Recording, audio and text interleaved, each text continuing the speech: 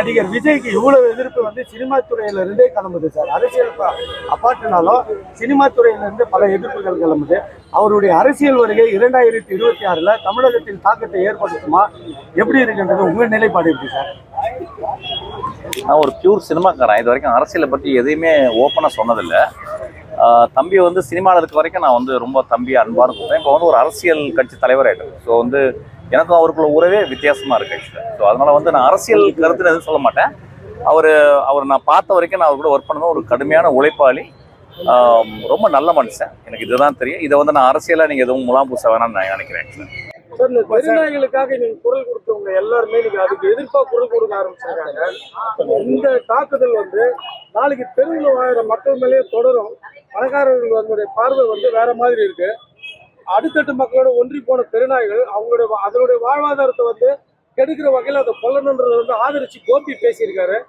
நீங்க வந்து இதை எப்படி பாக்குறீங்க? நாங்க வந்து கிராமங்கள்ல வளரும்போது ஒரு தெருவுக்கு ஒரு நாய், ஒரு ஆண் நாய், ஒரு பெண் நாய் இருக்கும். அது எங்களை பத்திரமா பார்த்துச்சு. எப்படி மனிதர்களுக்கு வந்து நம்ம கர்ப்பத்தடை பண்ணமோ அதே மாதிரி நாய்களுக்கும் பண்ண முடியாம அது வந்து பெருகிருச்சு. அது நிறைய குழந்தைகளையும் மனிதர்களையும் வந்து நிறைய துன்புறுத்து கடிக்குது. அதனால நிறைய இழப்புகளும் இருக்கு. ரெண்டு பக்கம் நம்ம பார்க்கணும். அதாவது ஒரு உயிர்வதைன்றது வந்து நம்ம ஒட்டுமொத்த இந்திய தத்துவத்திலே வந்து உயிர்வதை ரொம்ப கொடுமையானதுதான். அட் த சேம் டைம் நம்ம வந்து இந்த மாதிரி நிறைய இந்த மாதிரி நிகழ்வுகள் வரும்போது அதை கொஞ்சம் கண்ட்ரோல் பண்றதும் தப்பு இல்லைன்னு நினைக்கிறேன். ரெண்டு பக்கமும் நம்ம பார்க்கணும். அதாவது நான் ஒரு ஒரு பிராணி அப்படிங்கிறதுக்காக நம்மளை விட்டு பெரிய பிரியல், அதுவும் ஒரு உயிர் தான் ஆக்சுவலா. அப்படி பார்க்கணும்.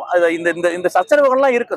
திடீர்னு ஒரு முடிவுகளை நம்ம எடுக்கும்போது நிறைய சச்சரவுகள் இருக்கும், நிறைய தர்மங்களை மீறுற மாதிரி இருக்கும். இதை வந்து ரெண்டு பக்கமும் பேசி நிறைய படித்தவர்கள் இதை பத்தி பேசி அதை வந்து சரியான முறையில மக்களுக்கு கொண்டு போகணும். அதுக்கு ஒரு விழிப்புணர்வை ஏற்படணும். ரெண்டு பக்கமும் நியாயம் இருக்கு, ரெண்டு பக்கமும் தர்மங்கள் சில மீறு. நம்ம அதை புரிஞ்சுக்கணும் நல்லா. என்னைய கேட்டா நான் நாய் எனக்கு அவ்வளவு பிடிக்கும். ரேச்சல் வந்து நாய் வளர்க்குறா. என்னுடைய அசிஸ்டன்ட் வந்து இப்ப ரீசெண்டா ஒரு நாய் காணாம போச்சுன்னு கிட்டத்தட்ட ஒரு 10 நாள் சாப்பிடாம இருந்தான். ஸோ நம்ம அப்படிதான் பாக்குறோம். நம்ம அது வந்து அப்புறம் நம்மளுடைய இதுல பைரவர்னு அதுக்கு ஒரு பெரிய தெய்வமா வழிபடுறோம்.